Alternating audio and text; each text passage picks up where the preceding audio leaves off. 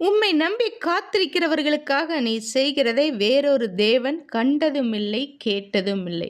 ஏசாயா தீர்க்கதரிசியின் புஸ்தகம் 64:4 நாம் இப்படி பார்க்கலாம். நீ எதுவும் நடக்கவில்லை என்று நினைக்கிறாயா? நீ ஜெபிக்கிறாய், ஆனால் எனக்கு பதில் தெரியவில்லை.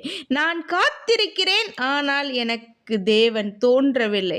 நான் நினைவில் கொள்கிறேன், தேவன் அமைதியாக இருக்கிறார் என்று உன் மனதில் தோன்றுகிறதா?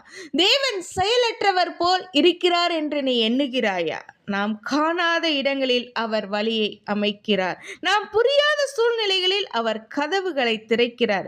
விதை மண்ணுக்குள் இருக்கும்போது அது இறந்து விட்டது போல, அது மடிந்து விட்டது போல, அது செத்து விட்டது போல தெரியும். ஆனால் உள்ளே வளர்ச்சி நடக்கிறது என்பதை நாம் அறியோம்.